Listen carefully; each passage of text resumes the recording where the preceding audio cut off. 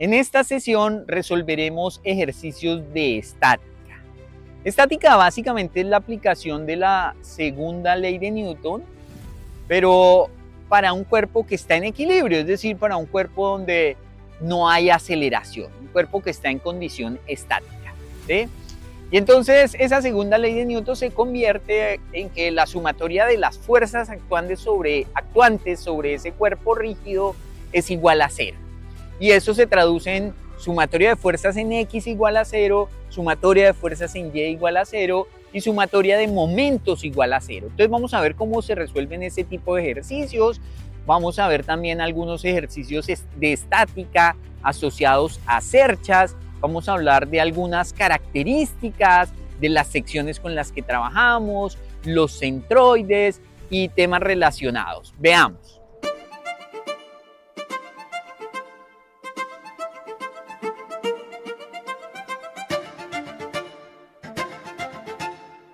Estática, que es el tema que estamos viendo,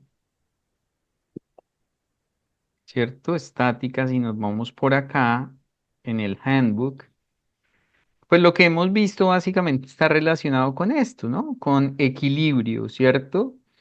Y equilibrio en estática hace referencia a que las sumas de fuerzas para que exista equilibrio sobre un cuerpo, la suma de fuerzas tiene que ser igual a cero, pero en varios ejercicios, como lo vimos en la clase anterior, analizar fuerzas que son vectores, ¿cierto? Porque esas fuerzas son vectores, implica utilizar trigonometría para saber descomponer en las componentes, valga la redundancia, X y en la componente Y. ¿M? Implica utilizar a veces lo que es el teorema de Pitágoras, implica entender cómo se calculan momentos, que básicamente es la fuerza multiplicada por la distancia, y entender que para que haya equilibrio, como ya lo dije, eso debe ser igual a cero. Entonces, este capítulo se basa ampliamente en eso. Habla de los momentos de área, ¿sí? Los momentos de área. Entonces, miren que aquí, por aquí abajo, en el handbook, estoy en la página 95. Por aquí habla de un primer momento de área con respecto al eje Y y con respecto al eje X. Y habla de un término que se denomina momentos de inercia, ¿sí? Que los momentos de inercia también son conocidos como los segundos momentos de área, es decir, estos son los primeros momentos de área y estos son los segundos momentos de área que son más popularmente conocidos como los momentos de inercia, ¿sí? Y hay unos casos particulares cuando uno tiene momentos de inercia. Estos momentos de área y estos momentos de inercia es cuando un cuerpo, o sea, esos momentos de área y esos momentos de inercia están referidos o dependen de los centroides de las figuras geométricas. Los centroides son esos puntos donde uno podría más o menos decir, oiga, este cuerpo de masa M, yo puedo asumir que tiene concentrada toda su masa en el centroide. ¿M? Entonces, lo que quiero señalar es que a partir de esa definición de lo que son los centroides, se calculan los momentos de área. Entonces, estos momentos de área están referidos, ¿sí? Parten de la premisa de que el centroide de la figura está en el eje X igual a C, o en el eje X y el eje Y. Eso habla también de lo que son radios de giro y productos de inercia, que son menos utilizados. Habla de una fuerza que es la fuerza de fricción, ¿sí? Recuerden que, y ahorita vamos a hacer un ejercicio de fuerza de fricción, muchas veces los ejercicios que veíamos en nuestra universidad, en nuestro colegio, están referidos a que tenemos un cuerpo en un plano inclinado y el cuerpo no se mueve sencillamente porque hay una fuerza de fricción, hay una fricción entre el objeto, ¿cierto? Y el piso.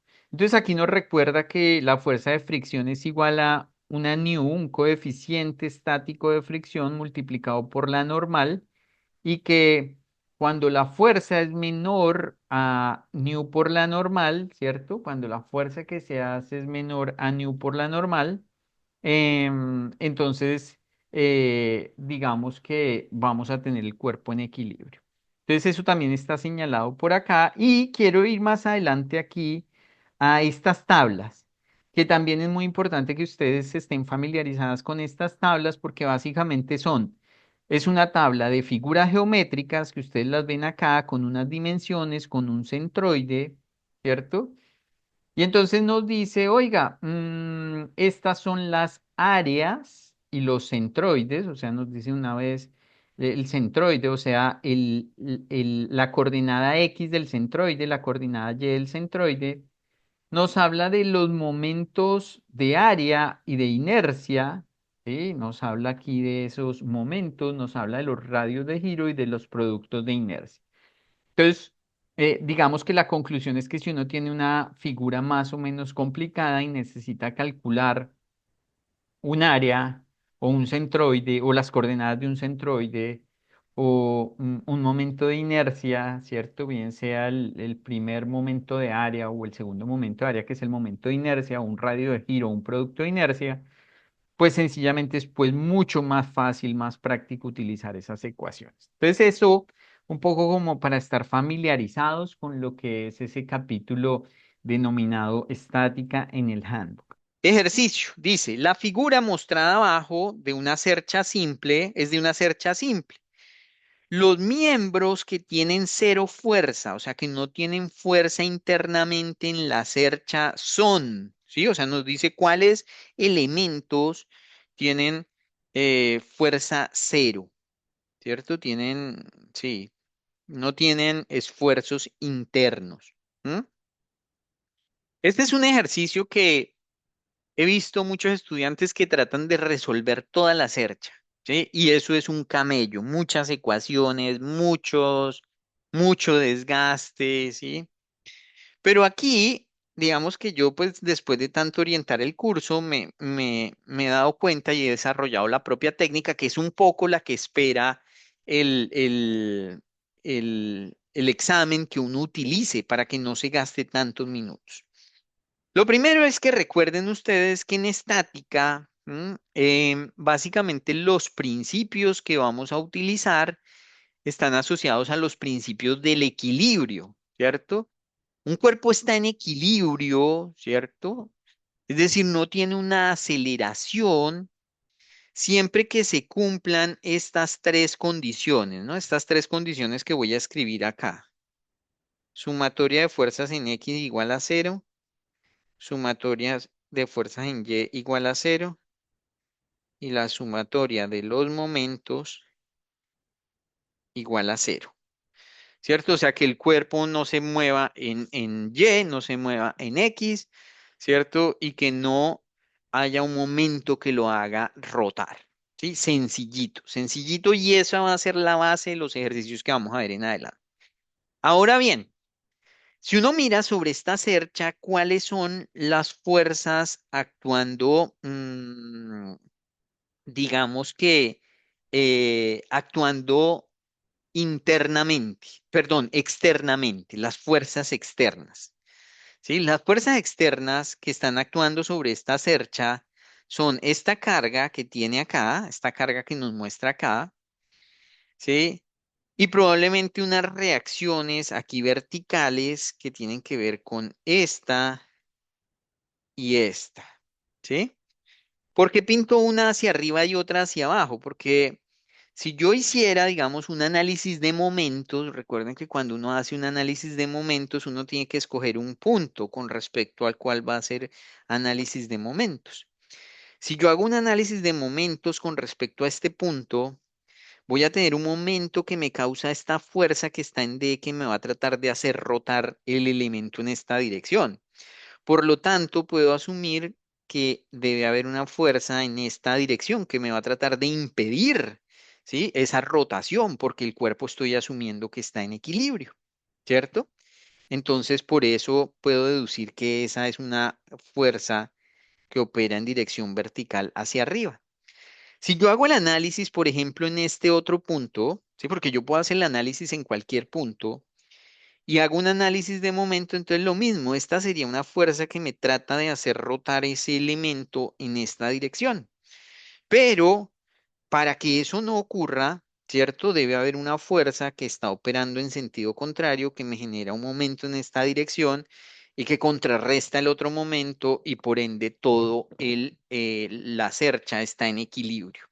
Entonces eso es un análisis sencillito solo para uno decir que entonces probablemente las cargas están operando de esta manera. Sí, esa es la forma. No hemos hablado de la magnitud de las cargas, nada de eso. Ahora, para analizar los elementos, ¿sí? Yo puedo aislar los diferentes miembros de la cercha para entender su comportamiento. Por ejemplo, si yo me traigo este nodo A, este nudo A, y hago un diagrama de cuerpo libre sobre el nodo A, es decir, lo aíslo el nodo A. Entonces el nodo A, este es el nodo A, le estoy haciendo un zoom, o no, hagámoslo aquí para tener más espacio. Este es el nodo A, ¿sí? El nodo A tiene, ya sabemos que tiene una fuerza en esta dirección, lo cual me indica inmediatamente que para que el nodo A esté en equilibrio, debe haber una fuerza en esta dirección. ¿Sí? Debe haber una fuerza en esta dirección, ¿sí? Porque si no hay una fuerza en esa dirección, esta fuerza que estoy pintando en diagonal tiene un componente en X y tiene un componente en Y. El componente en Y, este componente de esta fuerza es la que me está permitiendo que ese nodo esté en equilibrio. ¿Sí? Es decir, si yo pinto ese mismo nodo sin esta fuerza diagonal, sino que lo pinto solo con estas dos posibles fuerzas, evidentemente eso no está en equilibrio. ¿Sí? No está en equilibrio. ¿Por qué? Porque tiene una dirección una fuerza en dirección vertical negativa y no hay nada que lo contrarreste hacia arriba. No hay nada. Entonces ese nodo no estaría en equilibrio. Entonces lo que yo ya sé es que este elemento tiene carga, este elemento tiene fuerza, ¿sí? Está transportando ahí una fuerza que yo podría decir que viene en esta dirección, ¿sí? Porque me está ayudando al nodo a estar en equilibrio. ¿M? Ese es solo un ejemplo del análisis que uno debería hacer, pero derivado de eso, entonces uno puede empezar a mirar otros nodos. Por ejemplo, miremos el nodo B. Sí, el nodo B. O sea, ya sabemos que este elemento tiene fuerza, ¿no? O sea, ahí hay fuerza en ese elemento. Miremos el nodo B. El nodo B es un nodo en esta dirección, o sea, está el nodo B, ¿cierto? Y tiene una fuerza perpendicular, asumamos que sea hacia allá, tiene una fuerza en esta dirección, asumamos que es hacia allá, ¿cierto? Esta fuerza yo ya sé que existe, ya sé que existe. ¿Por qué? Porque esta fuerza es esta misma de acá, solo que en sentido contrario, ¿cierto? Es en sentido contrario, porque acción-reacción. ¿M? Entonces yo sé que esta fuerza existe, esta no sé, esta la estoy analizando, ¿sí? Y esta no sé, ¿cierto? La voy a asumir así. Vuelve a pasar el mismo problema, muchachos. Vuelve a pasar el mismo problema. Esta fuerza que está en esta dirección, esta fuerza que está en esta dirección, ¿cierto? No puede existir. ¿Por qué no puede existir? Porque si esta fuerza existiera, si esta fuera una fuerza real K, debería haber una fuerza en sentido contrario K que contrarrestara esta fuerza K. Y no la existe, esto no existe. Entonces el nodo no hay forma de que esté en equilibrio si esto existe. Es decir, yo ya sé que esta fuerza sencillamente no existe. Esa fuerza no existe. De ahí uno saca una conclusión importante con un poquito más de experiencia y es que cuando uno tiene nodos de este estilo, donde hay fuerza aquí y una fuerza perpendicular y no hay ninguna fuerza externa actuando sobre el nodo que lo equilibre, este elemento no está sometido a fuerza. ¿Sí? Esa es la conclusión. O sea, cuando uno tiene nodos de este tipo donde hay unas fuerzas horizontales, ¿cierto? Que se contrarrestan, hay una fuerza vertical, pero esa fuerza vertical no tiene cómo ser contrarrestada, pues yo puedo de inmediato entender que esa fuerza, ese elemento No está ejerciendo ninguna fuerza porque si no, no estaría en equilibrio. Diferente es para el caso de A y diferente es para el caso de F, porque esos nodos en particular tienen unas fuerzas externas, ¿sí? O sea, en vez de tener un elemento, hay una fuerza externa. Esa fuerza externa, pues es otra fuerza que se suma a los nodos. Entonces, bueno, ya sé que esta no existe, ¿cierto? Yo podría entonces luego lanzarme a hacer el análisis, por ejemplo, sobre, o sea, bueno, eso es BG, ¿no? O sea que ya de entrada estos dos no son, ¿cierto? Me quedan estas dos posibles alternativas, esas dos posibles alternativas. ¿M?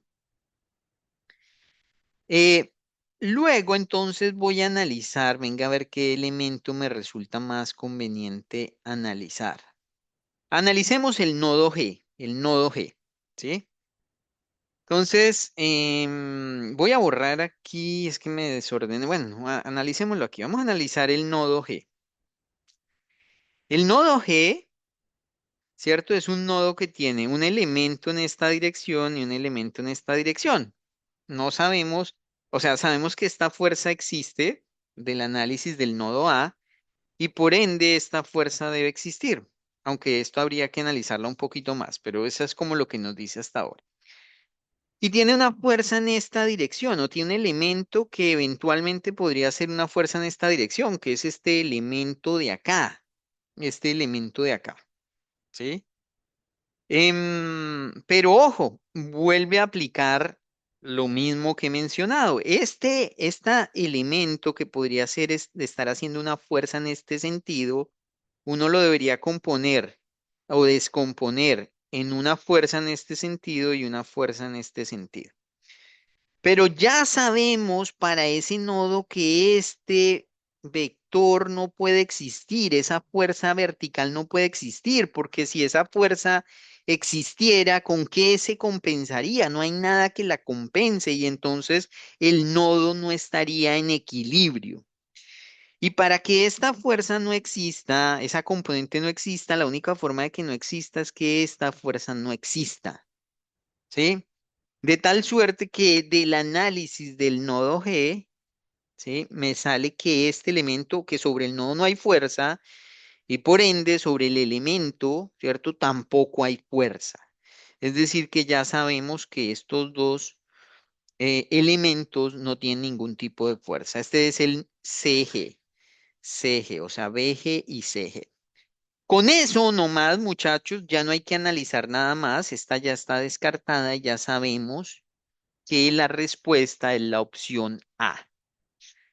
Yo voy a dejar ahí el ejercicio, pero los invito, ¿sí? Los invito a que lo analicen el resto de nodos, ¿no? O sea, para este nodo aplica lo mismo. Para este nodo uno traza su sistema de coordenadas y entonces traza, digamos, este X y traza este Y, supongamos. Y entonces hace análisis de fuerza. Entonces uno dice, supongamos que hay una fuerza en este sentido, supongamos que hay una fuerza en este sentido.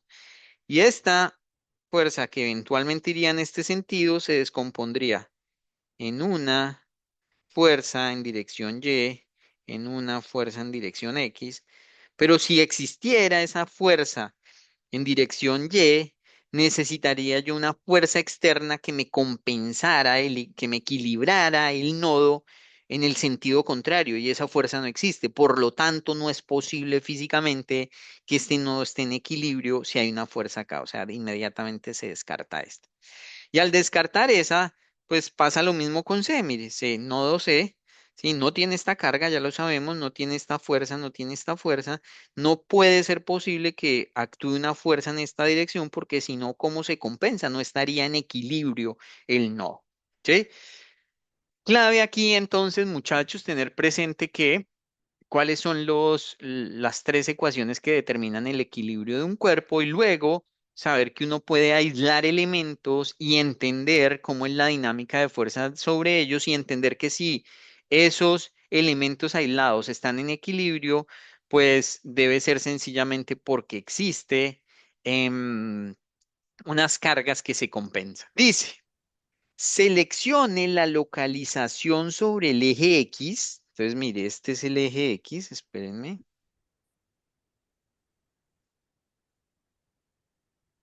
El eje X.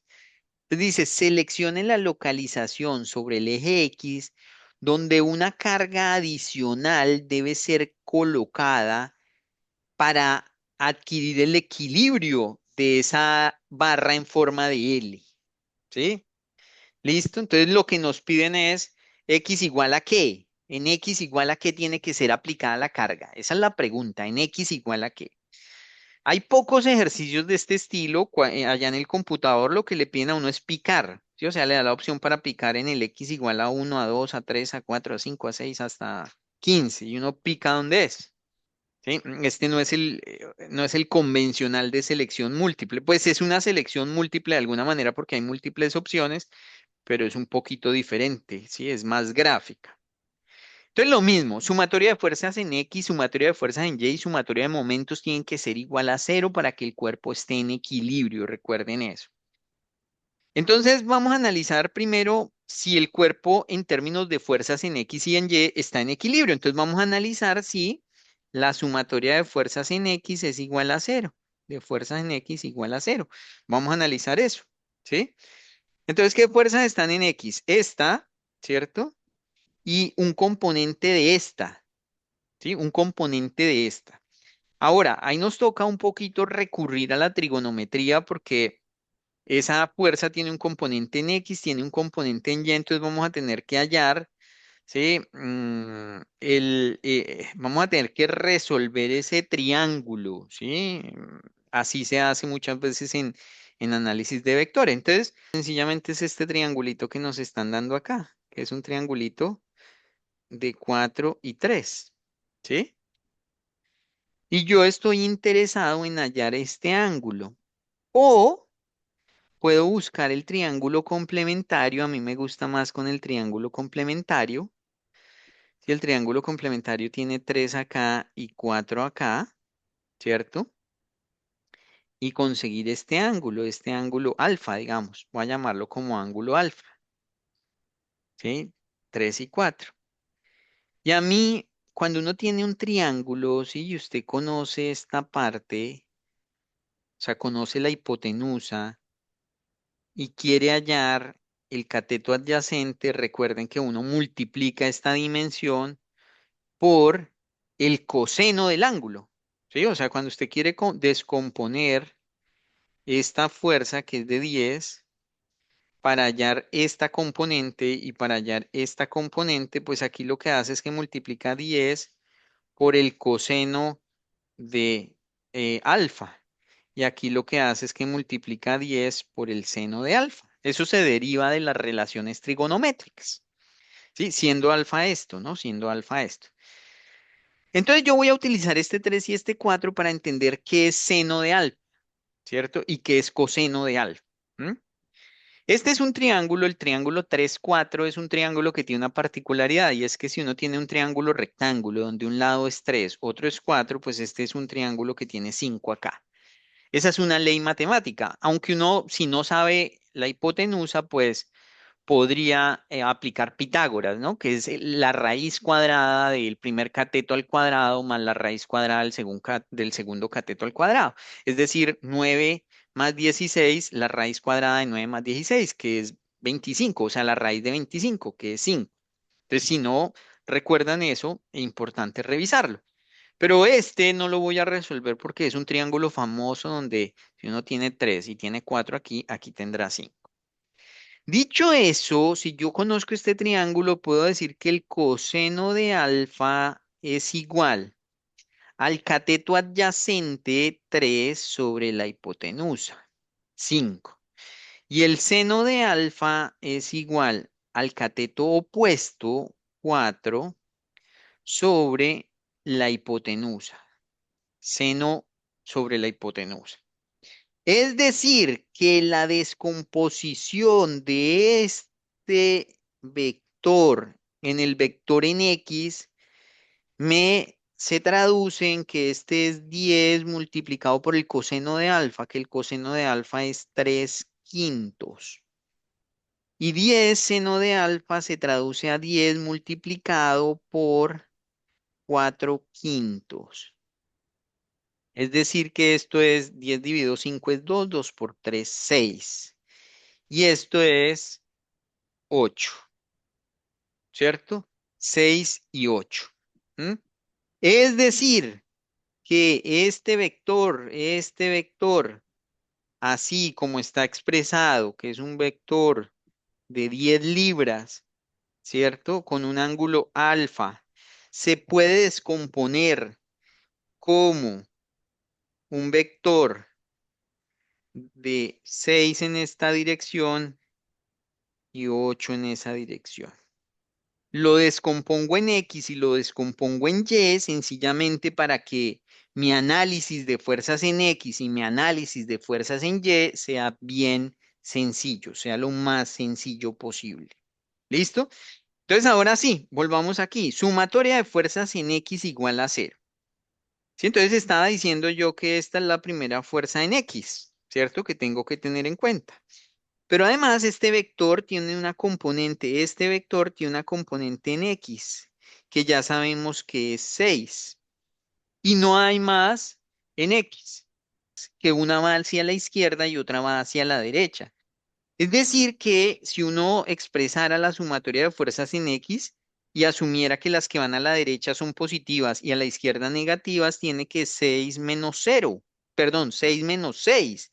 Es decir, que en X el cuerpo está en equilibrio. En X el cuerpo está en equilibrio, ¿sí? No hay ningún problema en la dirección en X.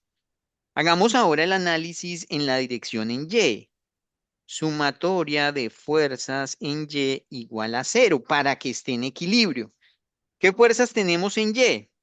Pues yo voy a sumar como positivas las que estén hacia arriba. Entonces tenemos esta, que es 6 libras, ¿cierto?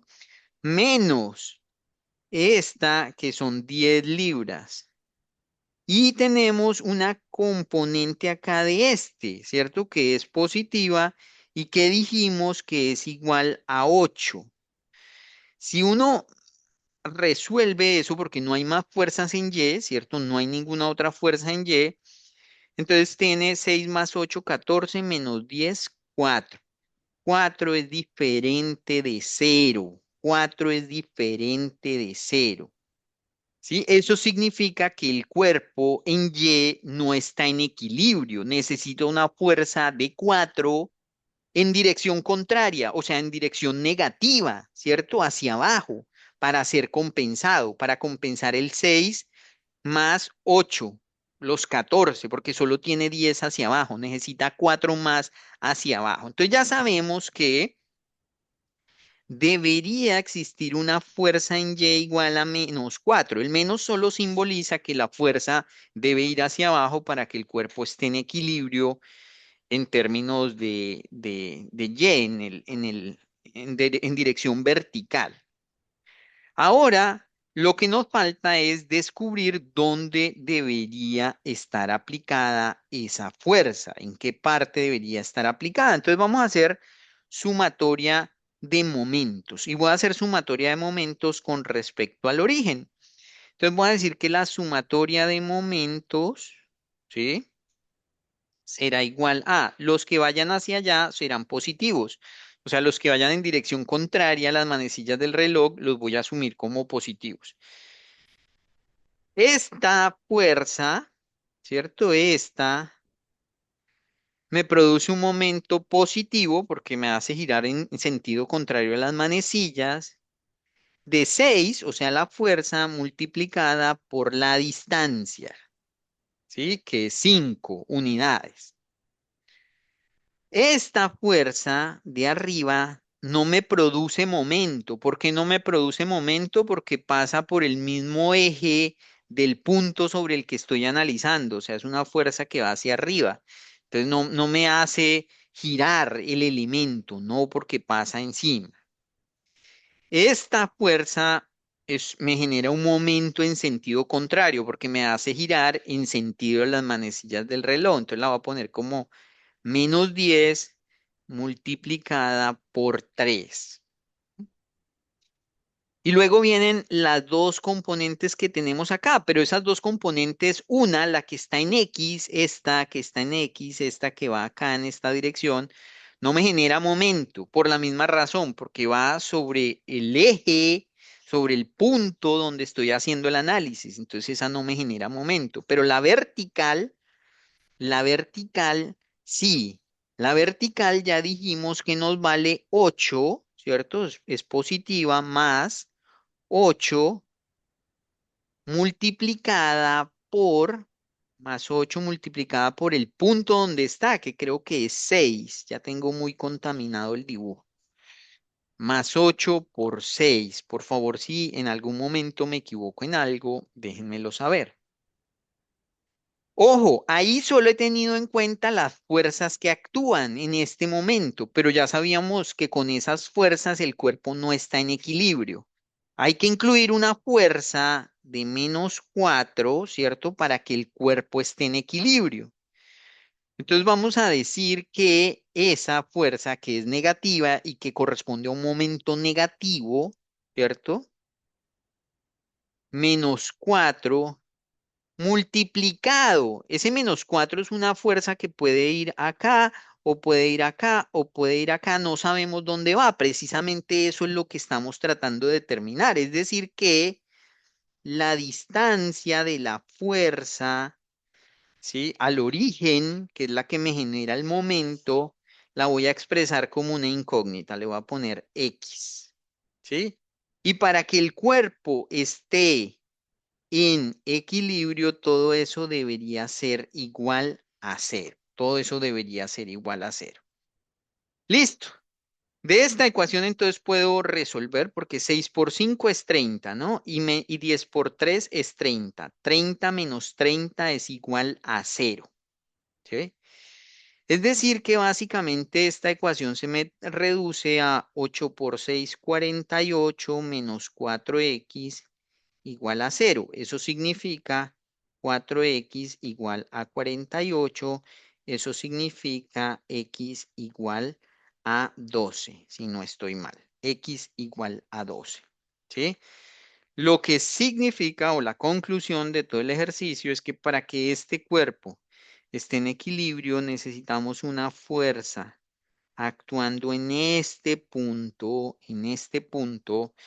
dirección negativa, o sea, hacia abajo, ¿cierto? En el punto 12, con un valor de 4 libras. 4 libras. Dice este ejercicio, considere la siguiente gráfica, que ojo, no es una figura típica, no es una figura normal, no es un rectángulo, no es una circunferencia, no es una elipse, nada de eso. Es prácticamente el área comprendida entre dos funciones. De hecho, aquí lo dice, aquí nos dice en el enunciado, ¿cuál de las siguientes expresiones nos da la distancia desde el eje Y al centroide del área sombreada? Y el área sombreada, que es esta, ¿sí? Básicamente es un área comprendida entre dos funciones, que como ya vimos en las clases anteriores, digamos que esta función, si esta la llamáramos la función del área, ¿cierto? Esta función, si la llamáramos f de x, supongamos que llamáramos a esa área f de x o a estas longitudes, estas distancias verticales f de x, pues podríamos decir que es igual a x, que es la función superior, menos x al cuadrado sobre 3, que es la función inferior, ¿cierto? Es decir, que la altura en este punto, en este x, ¿cierto? Está dada por esta función y la altura de esta franja en este otro punto x está dada por esa función, básicamente. ¿M? Entonces, lo que nos piden es hallar la expresión que nos da el centroide, ¿sí?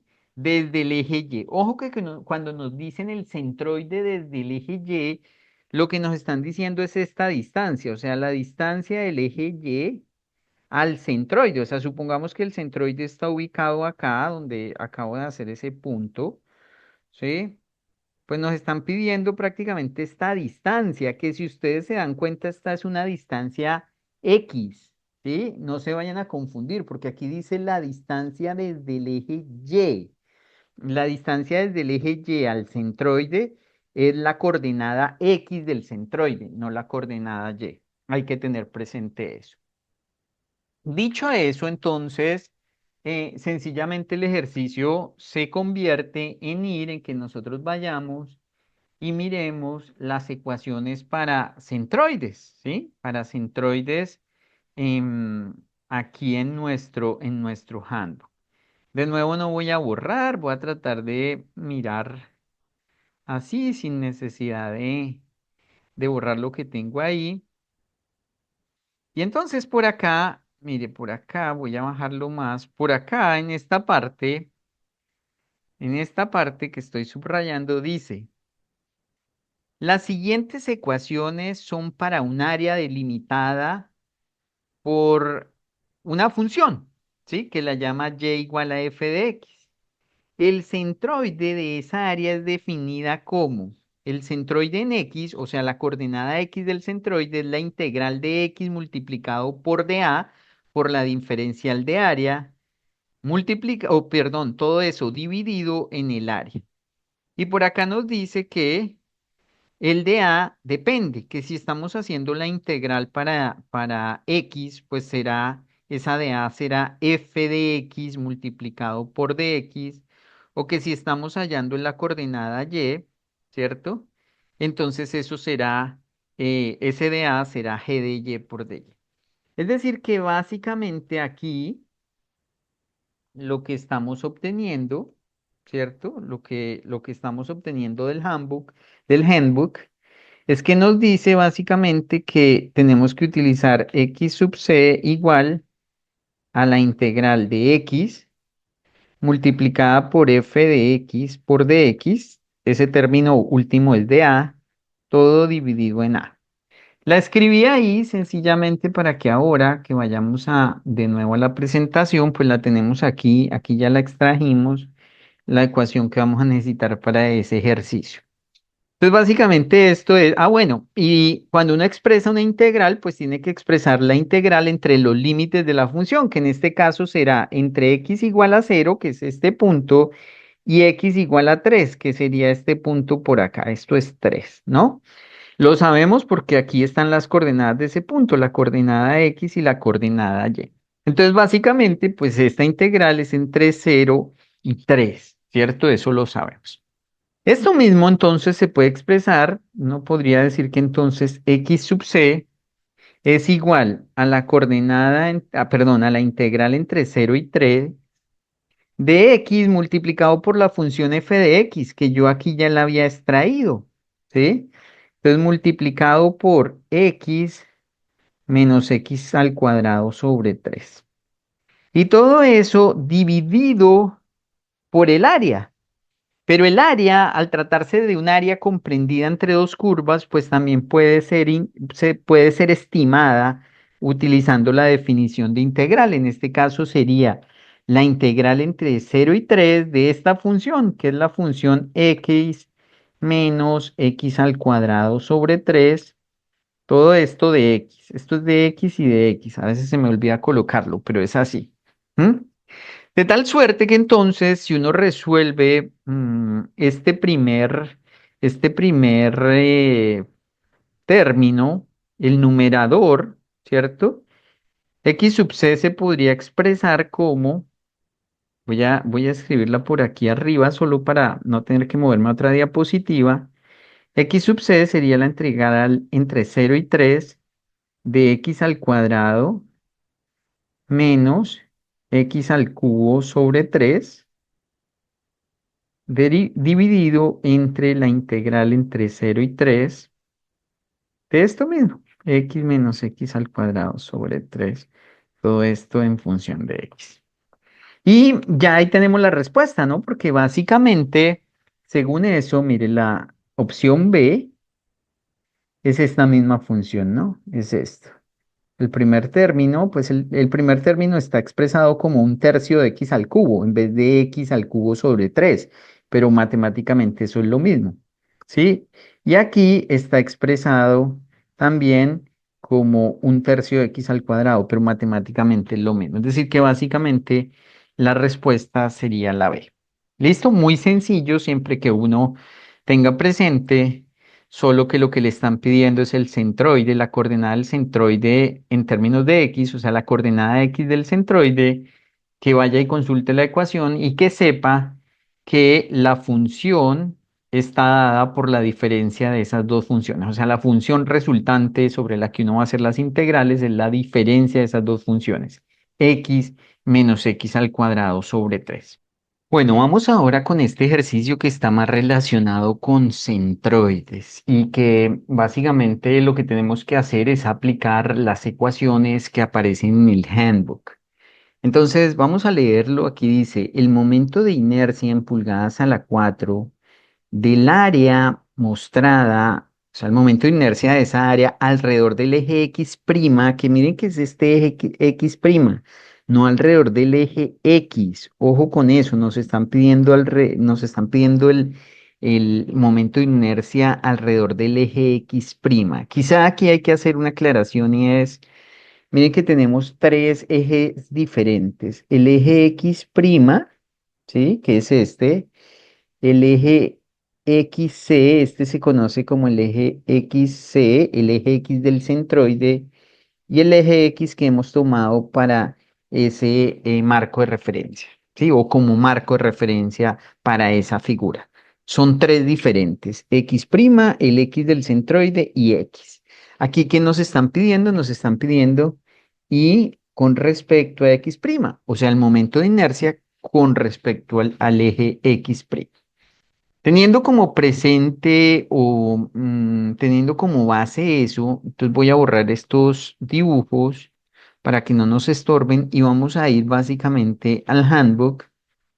Mm, y en el handbook entonces vamos a ver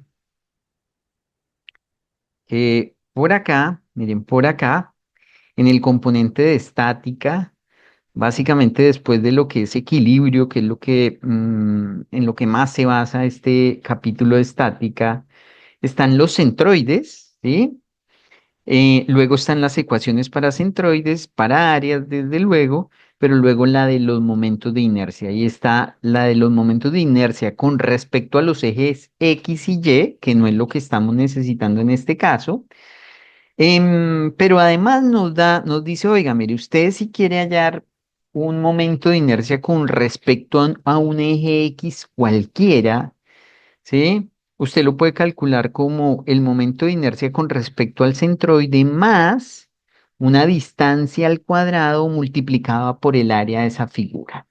¿Cuál es esa distancia al cuadrado? Pues aquí nos la muestra. Básicamente es la distancia que hay entre los ejes que usted esté tomando como referencia, ¿sí? En este caso, pues usted, vamos a ver que nosotros estamos tomando X sub C, ¿sí? Una referencia y X sub prima, ¿sí? Otra referencia. Entonces la distancia D será la distancia entre estos dos ejes. Es decir, la aplicación de esta ecuación para nuestro caso quedaría de la siguiente manera. Esta ecuación para nosotros no necesitamos Y sub X, necesitamos Y sub X prima. Y en nuestro caso es Y con respecto al eje X del centroide más la distancia de esos dos ejes al cuadrado, se llama d sub y porque es una distancia básicamente vertical, multiplicada por el área de la figura. Entonces, con esa ecuación y seguramente pues vamos a necesitar otro par de ecuaciones más adelante en nuestra tabla, pero con esa uno ya tiene claridad de cómo debe proceder, porque entonces con esa nos podemos ir a la presentación nuevamente. Y entonces lo que les decía es que debemos entender que si sabemos que este es nuestro eje X' y este es nuestro eje X sub C, pues D sub Y, lo que aquí llaman D sub Y, es precisamente la diferencia o la distancia entre esos dos ejes. ¿Qué cuánto es acá? No lo sabemos, no lo sabemos porque necesitaríamos primero conocer la altura del centroide, o sea, a qué altura está este centroide, ¿sí? ¿Cómo podemos saber a qué altura está este centroide? Que básicamente es una distancia en y, por eso se llama aquí d sub y. Pues vamos a ir nuevamente al handbook. Vamos a ir a nuestro handbook nuevamente. Nos vamos a salir de aquí rápidamente. Y vamos a ver que en el handbook, por aquí no voy a borrar esas ecuaciones. Por aquí, después de que termina básicamente la explicación, encontramos un cuadro con figuras. Ustedes pueden ver figuras aquí, áreas y centroides y momentos de inercia. ¿Sí? Momentos de inercia aquí están. Entonces, nosotros lo que tendríamos que hacer es buscar nuestra figura. Nuestra figura es más o menos como esta que ven acá, ¿sí? Un poco más regular, pero es esta misma figura. Miren que, por ejemplo, aquí nos dice la distancia y al centroide. Esa es una ecuación que vamos a necesitar porque es esta distancia que está aquí, que ya vimos que la necesitamos. Mire que aquí podemos tener la distancia, o más bien el momento de inercia con respecto al eje que pasa sobre el centroide. Y ya con esos dos términos podemos hallar y sub x' sin ningún problema. Entonces, voy a traerme esas ecuaciones para acá, las voy a escribir. Las voy a escribir aquí mismo para que no haya, para que ahorita fácilmente yo las pueda utilizar. Entonces nos dice que y sub e es igual a h multiplicado por 2a más b, ¿cierto? Dividido entre 3 factor de a más b. Y nos dice, por su parte, que el y, o sea, el centroide perdón, el momento de inercia con respecto al eje X del centroide es igual a h cubo multiplicado por a cuadrado más 4ab más b cuadrado sobre 36a más b. ¿Cierto? Eso es básicamente lo que nos dice. Ahora, miren que ahí hay tres variables, h, a y b. En nuestro caso, tener presente que h es la altura de esa figura, a es este ancho superior y b es este ancho inferior. Entonces, si nos vamos con eso en mente, aquí de nuevo a nuestro ejercicio, a nuestra diapositiva, seguro con eso ya vamos a tener todo lo que necesitamos para resolver, porque entonces vamos a decir que en nuestro caso, ya tenemos no, d sub y no lo tenemos, pero lo podemos hallar. Ya tenemos h, que h básicamente es 6, es esta altura, ¿sí? Que ven acá, esta altura que ven acá es 6, ¿cierto? Entonces 6 pulgadas. A, que es esta distancia, de acuerdo con el handbook, A, y B, que es esta distancia, de acuerdo con el handbook también. Entonces tenemos todo eso.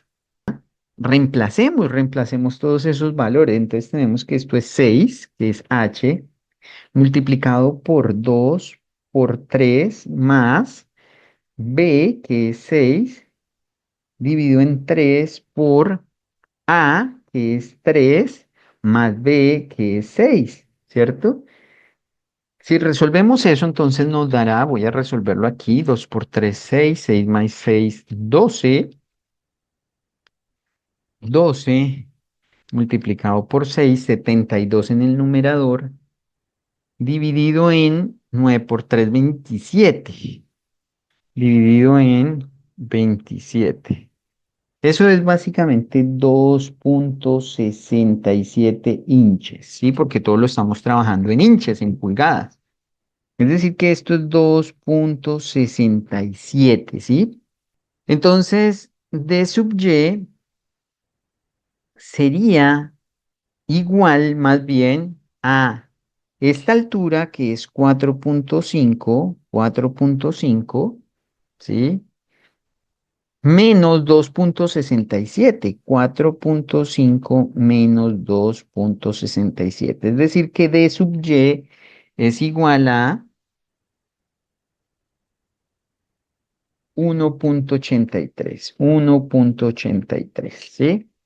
Y ya teniendo ese D sub Y y calculando el momento de inercia con respecto al centroide, puedo resolver todo el resto. Entonces voy a resolver h al cubo, ¿sí? O voy a expresar h al cubo, entonces sería 6 a la 3 multiplicado por a al cubo, 3 al cuadrado, más 4 por a por b, más b al cuadrado, que es 6 al cuadrado, ¿cierto? Todo eso dividido en 36 multiplicado factor de 3 más 6. Vamos a hacer esa operación. Primero hagámosla del numerador. 3 al cuadrado es 9, más 4 por 3, 12, por 6, 72, más 72, más 36, multiplicado por 6 al cubo, dividido en 36, dividido en 3 más 6, 9. 78. Esto es 78.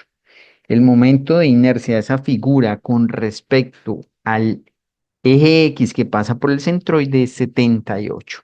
Es decir, que ya tengo, bueno, quizá también necesitaría el área, ¿no?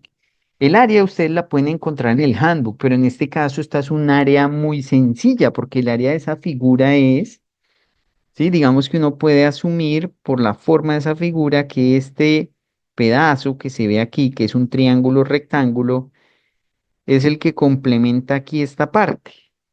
Y si uno hace esa simplificación, entonces puede decir que el área de esa figura es 4.5, ¿sí? 4.5 multiplicado por 6 inches, ¿sí? Si no, pueden ir a consultar la fórmula en el handbook, está en la misma tabla. Lo que pasa es que lo pasé por alto y no quiero devolverme hasta allá, entonces puedo decir que esto es 27 inches cuadrados. Y ahora sí, I sub x' es igual al I con respecto al momento de inercia con respecto al eje del que pasa por el centroide 78 más d cuadrado sub y 1.83 al cuadrado multiplicado por A. A es 27, ¿no? Y si resuelvo todo esto, 27 por 1.83 al cuadrado más 78, eso me da 168.4 inches a la 4, lo cual sería aproximadamente 169. Es decir, que la respuesta a esta pregunta es la D. Muy sencillo, solo se trata de entender las ecuaciones que están allá expresadas en el handbook y utilizar las herramientas que nos brinda, sobre todo esas tablas donde están áreas, coordenadas de centroides, momentos de inercia, productos de inercia, así como otras propiedades de las diferentes figuras geométricas. Digamos, ya barrimos los 4 ejercicios de estática. Este no lo resolví porque es uno de los ejercicios más sencillos, ¿sí? Pero quiero que de pronto traten de practicarlo por su cuenta. Es un ejercicio bastante simple, ¿cierto? Y trata solo de hallar la magnitud resultante de las 3 fuerzas, ¿sí? Entonces, lo único que quiero mencionar, no lo voy a resolver, lo dejo de tarea para que por favor lo practiquen, pero lo único que quiero señalar es que recuerden que las fuerzas son vectores, ¿no? Y en este caso son fuerzas en el plano, es decir, que tienen un componente X y un componente Y. Entonces, básicamente el procedimiento es que uno descompone las fuerzas en X y en Y las opera en X y en Y. Es decir, esta fuerza tiene una componente, vamos a, esta fuerza tiene una componente Y por acá y tiene una componente X por acá. Esta fuerza tiene una componente Y por acá y una componente X por acá. Y esta solo tiene una componente Y. Entonces hay que descomponer esas fuerzas, ¿cierto? Luego hay que sumar las fuerzas en X, la resultante de las fuerzas en X, luego por aparte hay que sumar la resultante de las fuerzas en Y, y entonces al final uno va a tener un vector en X y en Y, ¿cierto? Y si uno quiere hallar, o sea, si uno al final tiene un vector en X y un vector en y quiere hallar la magnitud del vector resultante, pues lo que hace es armarse un triángulo rectángulo, o sea, asume que esta fuerza la desplaza aquí, entonces la magnitud será esta distancia, ¿no? Esta distancia, que se puede obtener a partir de la información de la componente en X y de la componente en Y.